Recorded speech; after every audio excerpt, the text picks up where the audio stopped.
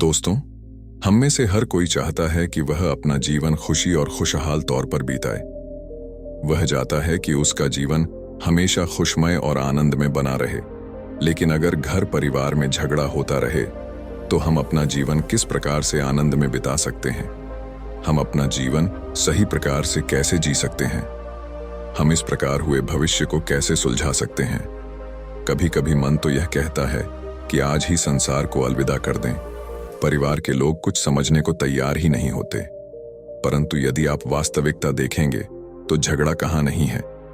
हर जगह पर, हर परिवार में, आपके दफ्तर में, सड़क पर चारों तरफ झगड़ा ही तो हो रहे हैं। यदि झगड़ा ना हो, किसी के बीच में किसी के प्रति ईर्ष्या ना हो, मनमुटाव ना हो, किसी के प्रति मतभेद ना हो, तो यह दुनिया शांति की ओर चल पड़ेगी और यह दुनिया स्वर्ग से सुंदर हो जाएगी। लेकिन शायद आपने यह बात तो जरूर सुनी होगी कि जहां पर दो बर्तन होते हैं वहां पर आवाज जरूर होती है। परंतु यहां पर वास्तविकता कुछ और ही है। हम मनुष्य भले ही एक साथ ना हों, किंतु यदि हम अकेले भी होंगे तब भी आवाज जरूर करते हैं। अब आपके मन में यह प्रश्न उठ रहा होगा कि भला यह कैसी बात है? भला अकेला मनुष्य आवाज कैसे कर सकता है? आपने देखा होगा कि अक्सर ही यदि कोई व्यक्ति अकेला भी हो तब भी वह अपने आप ही बड़बड़ता रहता है। वह अपने आप से ही झगड़ाता रहता है, अपने आप को ही कोसता रहता है, अपने आप को ही मनाता रहता है। और वह इसलिए क्योंकि यह दुविधा, यह संशय और यह मतभेद आपके मन में ही चल रहा है। इसलिए मेरी एक बात हमेशा याद रखिएगा, झगड़ा कहीं बाहर नहीं बल्कि वह हमारे साथ ही है, हमारा मन में चल रहा है। और जैसा ही आपने कई बार सुना होगा कि जैसा हमारे भीतर की दुनिया होती है, ठीक वैसे ही दुनिया हमें बाहर भी नजर आती है। और जब यह बाहर आता है तब आपके सामने आपको कोई ऐसा मिल जाता है जो पहले से ही अपने आप से झगड़ रहा होता है। और ऐसी अवस्था में जब आप दोनों मिलते हैं तो समाधान नहीं बल्कि समस्या बड़ी हो जाती है।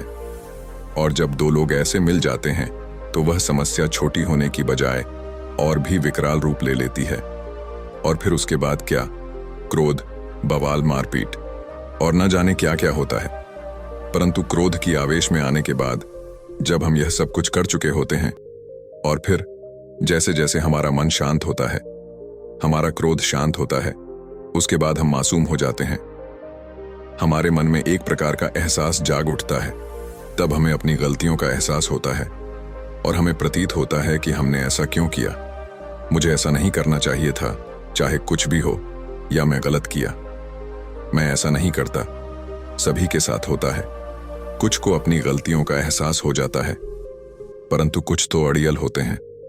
वह अपनी गलतियां कभी मानना ही नहीं चाहते। पता नहीं, कुछ लोग जैसे महात्मा बुद्ध, महावीर, कबीर, गुरु नानक, जितने भी महापुरुष हैं, वह कैसे हर किसी समस्या का समाधान देते थे? यह प्रश्न तो आपके मन में भी उठना होगा। तो इसका सीधा सा जवाब यह है, उनका मन शांत था। उनका अपने आप से कभी झगड़ा नहीं चलता था। वह भीतर से पूरी तरह से शांत थे और बाहरी दुनिया में उनके सामने चाहे कुछ भी क्यों ना हो रहा हो, उससे उनके जीवन पर कभी कोई फर्क नहीं पड़ता था।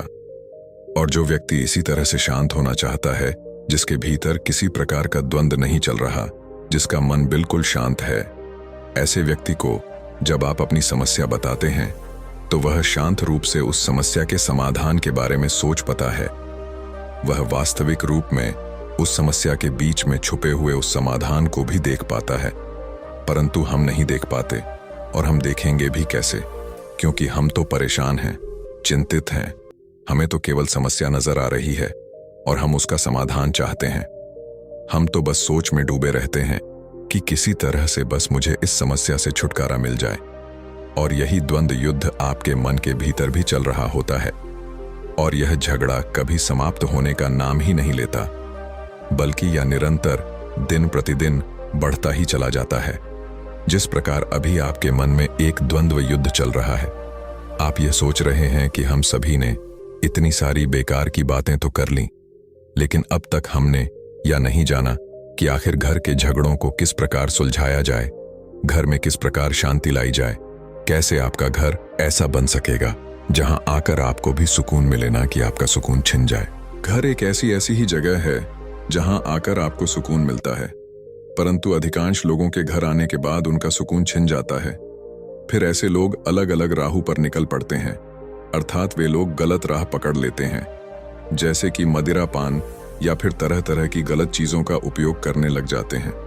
परंतु हुआ या भूल जाते हैं कि इससे उनकी समस्या का कोई समाधान नहीं होने वाला, बल्कि आने वाले समय में उनके लिए एक और बड़ी समस्या खड़ी हो जाएगी। तो अब यहाँ पर प्रश्न यह है कि फिर हमें ऐसी अवस्था में क्या करना चाहिए? हमें घर पर किस प्रकार से शांति लानी चाहिए? किस प्रकार से हमारे घर में सुकून आएगा? तो चलिए ऐसे एक बौद्ध कहानी के माध्यम से समझते हैं। बहुत समय पहले की बात है। एक नगर में एक युवक रहता था जिसका परिवार फला फूला था और वह बहुत खुश भी रहता था। लेकिन कुछ वर्षों बाद ही उसके परिवार में झगड़ा होने लगे, जिस कारण वह बहुत परेशान रहने लगा था। रोज के झगड़ा देख देख कर वह बहुत चिंतित हो चुका था। वह तो घर में सुख और शांति चाहता था, पर ऐसा हो नहीं रहा था, जिसके कारण उसे क्रोध आने लगा था और वह क्रोध में कभी कभी अपना पापा को बैठता था। देखते ही देखते उसके घर की यह समस्या लगातार बढ़ती ही जा रही थी। घर के सभी सदस्य आपस में लड़ते रहते, किसी की भी किसी से नहीं बनती थी। वह हर किसी को समझने का प्रयास करता है, लेकिन कोई भी उसकी एक ना सुनता। एक दिन वह युवक इन सब पर विचार करता, तभी उसके मन में ख्याल आया, मैंने तो सोचा था कि घर में सब लोग एक साथ रहेंगे, घर में सुख शांति रहेगी, हम लोग हंसते खेलने अपना जीवन यूं ही बीता देंगे। लेकिन जिस सुख शांति की तलाश में मैंने यह सब कुछ किया, यह सब तो मुझे मिल ही नहीं रहा, और देखते ही देखते मुझे भी क्रोध आने लगा है। और यदि मैं भी इसी प्रकार क्रोध करता रहूंगा तो फिर घर में सुख शांति कैसे आएगी? उसने अपनी गलती समझी और उसने तरह तरह के उपाय करने शुरू किया। जो कोई भी उसे जो भी बताता हुआ वह सब कुछ करने लगा था, टोनी टोटके, और यहां तक कि उसने कई प्रकार की रीति रिवाज भी अपने उसने वह सब कुछ किया जो उसे पता चला, परंतु उसका कोई भी फायदा नहीं हुआ। उसकी पत्नी भी उसके साथ हर दूसरे तीसरे दिन किसी न किसी बात को लेकर उसे लड़ती रहती थी। फिर चाहे बात कितनी भी छोटी क्यों ना हो, वह हमेशा लड़की रहती थी। वह अपनी पत्नी को समझने की कोशिश करता हुआ करता देखा यह परिवार है, और परिवार में सभी की अपनी अपनी सोच है, सभी का अपना नजरिया है। तुम छोटी छोटी बातों पर ध्यान मत दिया करो। अगर तुम उन पर ध्यान दोगी तो अपना जीवन कभी नहीं जी पावी। हम सभी इसी प्रकार लड़ते झगड़ते रह जाएंगे और हमें कुछ भी हासिल नहीं होगा। इस पर उसकी पत्नी जवाब देती हुई करती है, आपको क्या लगता है कि मैं सबसे जाकर लड़की हूं? मैं किसी से कुछ नहीं करती, लेकिन हर किसी को मेरे काम में कमियां ही नजर आती हैं। मुझे अकेला देकर सभी कोई कुछ ना कुछ कांटा ही रहता है, और जब मैं अपने मन की बात आपसे बताती हूं तब आप भी मेरी नहीं सुनते। हाँ, मैं ही बुरी हूं। तुम्हारे तो घर वाले बहुत अच्छे हैं। अपनी पत्नी के मुख से यह सुनकर उसे व्यक्ति को फिर से कूद आ गया। वह जाकर भी उसे समस्या का समाधान न कर सका, बल्कि वह छोटी सी बात आखिरकार बड़ी हो गई। इसी प्रकार परिवार के बाकी सदस्य भी आपस में लड़ते और झगड़ते रहते, जिसे देखकर वह बहुत चिंतित और बहुत परेशान हो चुका था।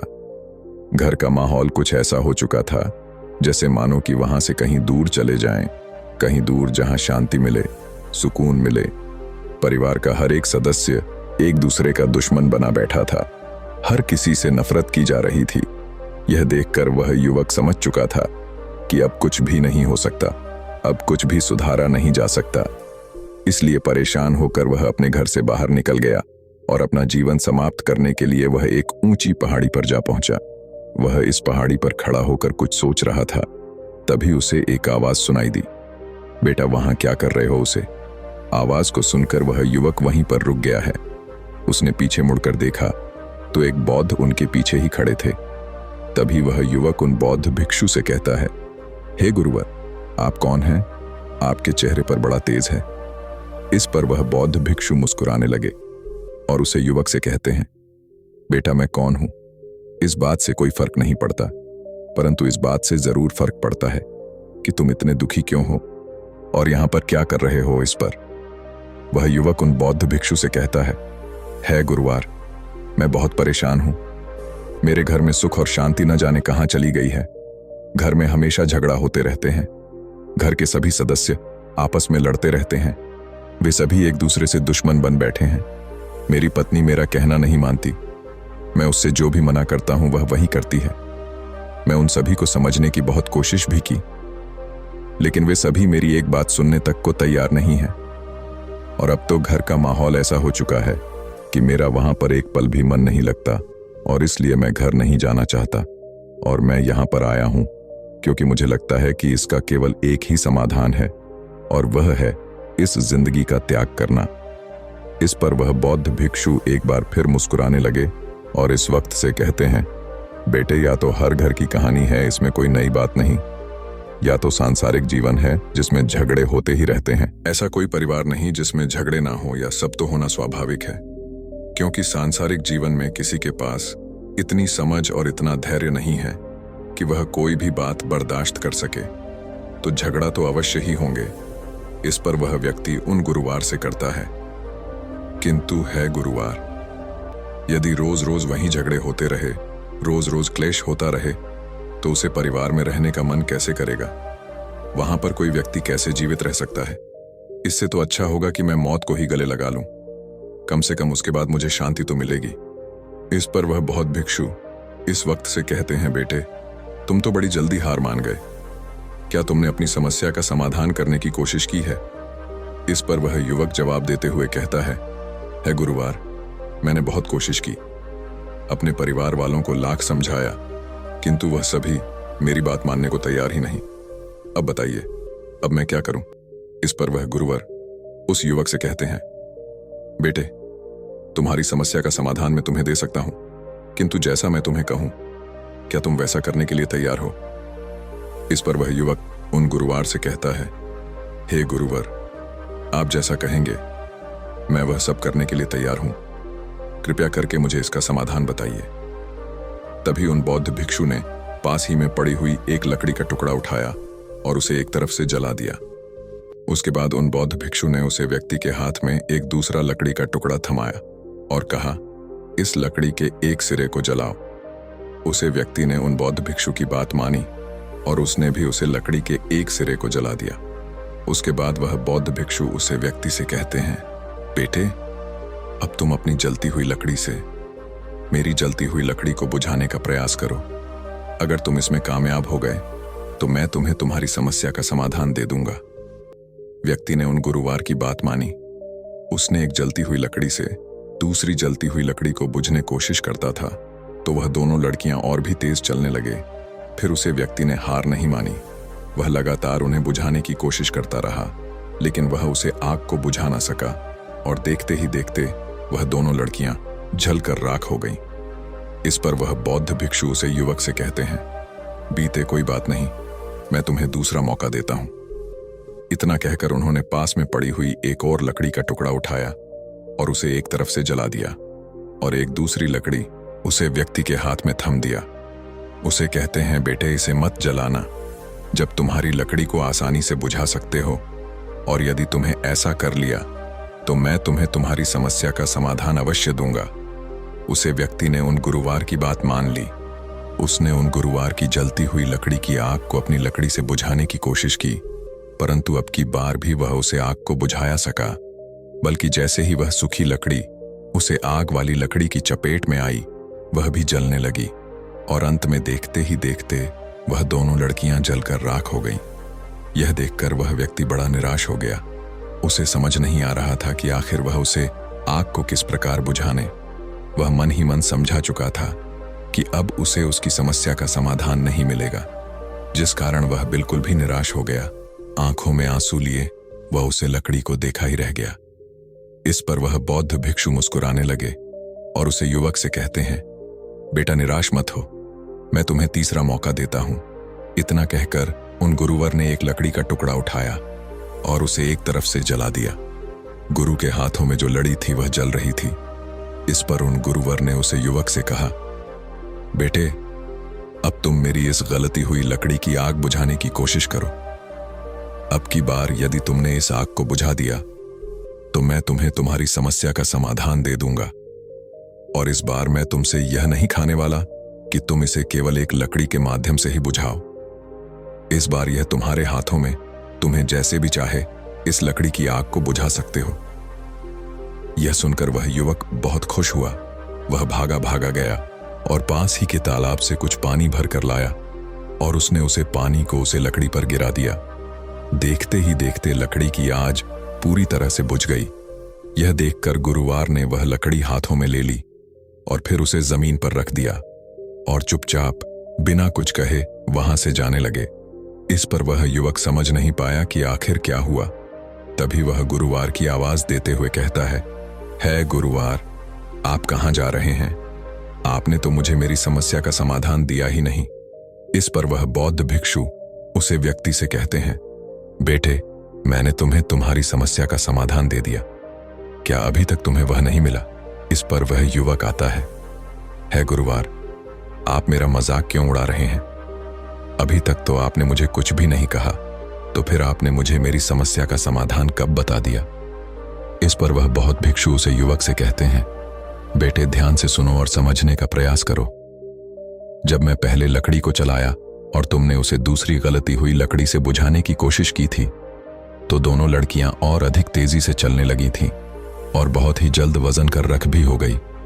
ठीक इसी प्रकार से यदि हम घर के झगड़ों को सुलझाने की कोशिश नहीं कर रहे हैं, तो इसका मतलब यह हुआ कि आज दोनों ही तरफ से जल रही है, और जब तक यह आग दोनों तरफ से जलती रहेगी तब तक वह झगड़ा कभी समाप्त नहीं होने वाला, बल्कि वह और भी तेजी से बढ़ता ही चला जाएगा। और यह तब तक बढ़ता रहेगा जब तक कि झगड़ा करने वाले ही समाप्त न हो जाए। आगे वह गुरुवार उसे युवक से कहते हैं, बेटे, दूसरी बार जब मेरी लड़ी जल रही थी और तुमने अपनी लकड़ी से उसे बुझाने की कोशिश की थी, तब थोड़ी देर बाद ही तुम्हारी लकड़ी भी जाने लगी थी। हाँ, यह बात और है कि उसे जलने में थोड़ा अधिक समय लगा, किंतु कुछ देर बाद में दोनों भी चलकर पूरी तरह से राख हो गई। ठीक इसी प्रकार जब घर में झगड़ा हो रहे हो और कोई दूसरा व्यक्ति शांत बैठा हो लेकिन उसके मन में ईंधन भरा हो, वह अर्थात कि उसे उस सामने वाले व्यक्ति की बातें बुरी लग रही हो और वह जबरदस्ती अपने आप पर नियंत्रण साध के बैठा हो, तब ऐसा व्यक्ति जब किसी दूसरे झगड़े करने वाले व्यक्ति के संपर्क में आता है तो वह भी जलने लगता है और दोनों ही मिलकर राख हो जाते हैं। आगे वह बौद्ध भिक्षु उस युवक से कहते हैं, बेटे, तीसरी बार जब मेरी लड़ी जल रही थी और तुमने उसे बुझाने के लिए पानी का इस्तेमाल किया जो उसके बिल्कुल भी प्रीत है, उसे जलती हुई लकड़ी के पानी के प्रभाव में आने से ही उसे लकड़ी की आग शांत हो गई और वह बुझ गई। परंतु क्या तुमने उसी पर ध्यान दिया? अब वह पहले जैसी नहीं रही, उसका कुछ हिस्सा अफजल चुका है, परंतु अब भी वह पूरी तरह जलने से बच चुकी है। ठीक इसी प्रकार जब घर में झगड़े हो रहे हों तो उस घर में किसी एक को पानी की तरह होना चाहिए, बिल्कुल शांत और शीतल। जब पानी भी आग के प्रभाव में आता है तो उससे भी तकलीफ होती है, उसे भी कष्ट होता है, तभी तो वह भाप बनकर उड़ने लगता है, परंतु फिर भी वह आग को बुझा ही देता है। और वह लकड़ी जिसमें आग लगी हुई है वह कुछ समय के लिए गर्म रहती है, परंतु धीरे धीरे वह भी ठंडी हो जाती है। और हमारे झगड़ों को असली वजह भी यही है कि हम एक दूसरे को समझे बिना केवल अपने आप को सही मानकर दूसरे का व्यवहार वैसा रखने की कोशिश करते हैं जैसा कि हम चाहते हैं। हम दूसरों का नियंत्रण साधना चाहते हैं, लेकिन क्यों? हम ऐसा क्यों चाहते हैं कि कोई भी हमारे वश में हो, वह केवल हमारा कहना माने? ऐसा क्यों? जबकि हम में से अधिकांश लोग जलती हुई लकड़ी की तरह हैं, तो कुछ लोग उसे सूखी हुई लकड़ी की तरह हैं। हर कोई अपने अंदर ईंधन भरे हुए घूम रहा है और जैसे ही उन्हें एक चिंगारी मिलती है वह जल उठते हैं। झगड़ा हो जाता है, परिवार में अंबल हो जाती है और फिर उसे झगड़े को सुलझाने वाला वहां पर कोई नहीं होता, उसे आग को वहां पर बुझाने वाला कोई नहीं होता, क्योंकि हर किसी की नजर में वही सही है। इस पर वह युवक उम्र से कहता है गुरुवार, आप सत्य कहते हैं, परंतु कृपया करके मुझे यह बताइए कि पानी की तरह कैसे बन जाए। इस पर वह बौद्ध भिक्षु उसे युवक को जवाब देते हुए कहते हैं, बेटे, शांत होकर दूसरों के लिए मां में बैर न रखकर और यह समझकर कि झगड़ा का हाल झगड़ा नहीं होता, झगड़े का हाल तो समाधान होता है और समाधान प्रेम से होता है।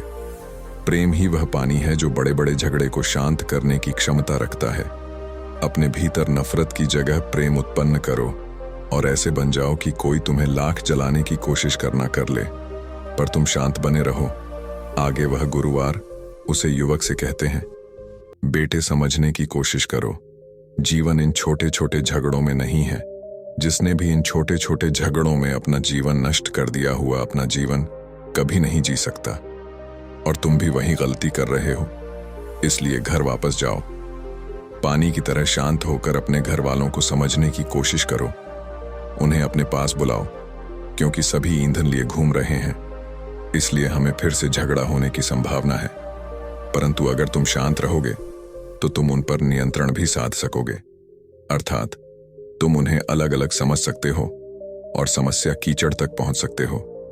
और एक बार यदि तुम उसकी जड़ तक पहुंच गए तो तुम उसका समाधान भी अवश्य ही खोज लोगे। ज्यादातर झगड़ा इसलिए नहीं रख पाते क्योंकि वह झगड़ा का समाधान झगड़े से करने की कोशिश करते हैं, और तुम भी यही कर रहे हो। इसलिए लड़ो मत। लड़ने से कुछ हासिल नहीं होगा। शांति रखो, समाधान अवश्य नजर आएगा। इतना कहकर वह बौद्ध भिक्षु शांत हो गए और वह युवक बौद्ध भिक्षु के चरणों में जा गिरा और उनसे कहने लगा, है गुरुवार, आपने बिल्कुल सत्य कहा।